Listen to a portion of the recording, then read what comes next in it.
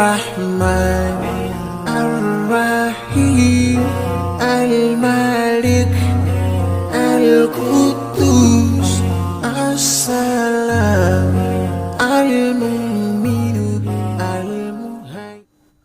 बिस्मिल्लाहिर्रहमानिर्रहीम। आज का हमारा टॉपिक है यस यू कैन डू।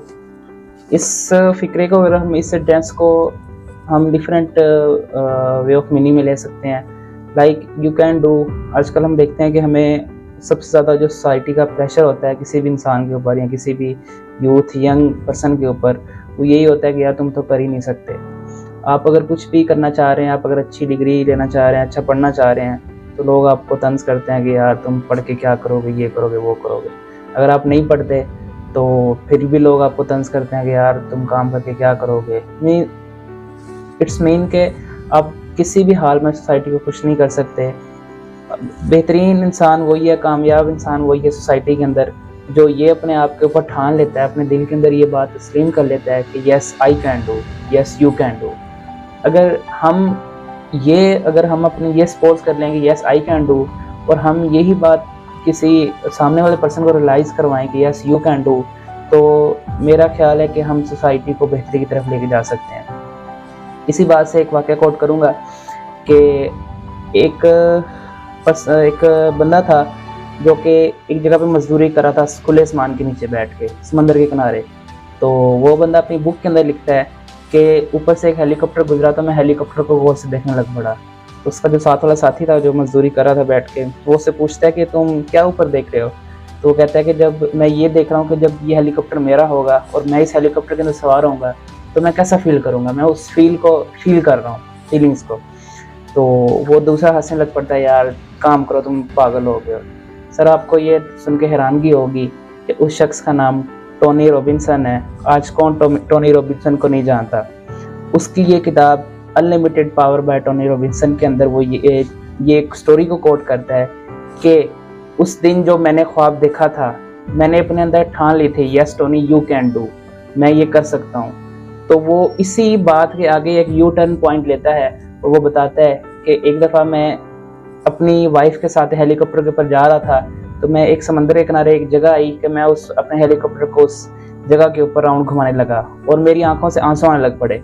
तो टोनी उसके अंदर लिखता है कि मेरी वाइफ ये बात उसने मुझसे पूछी कि टोनी तुम क्यों रो रहे हो, इस जगह पे क्यों घुमा रहे हो।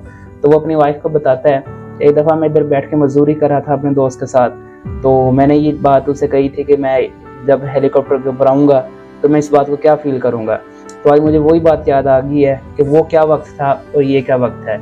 सिर्फ उसकी ये सक्सेस की वजह ये थी कि उसने ये बात उसने दिल में ठान ली कि यस आई कैन डू।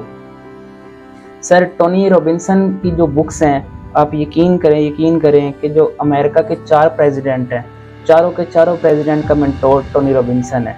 आज दुनिया के अंदर टोनी रॉबिन्सन बहुत बड़ा स्पीकर, बहुत बड़ा लाइफ चेंजर तस्लीम किया जाता है। इसके अलावा आप अपनी लाइफ के अंदर अगर एक प्रिंसिपल मैं बताता चलूँ आपको, एक बुक के अंदर कोट है, वो प्रिंसिपल का नाम है विन विन प्रिंसिपल। सर वो win win principal Stephen R Covey की बुक है 7 habits of highly effective people. इस बुक के अंदर वो विन विन प्रिंसिपल का मतलब उसने इस तर्ज में लिया, इस बात में हमें समझाया है कि कभी भी जो कामयाब होता है वो अकेला बंदा नहीं होता।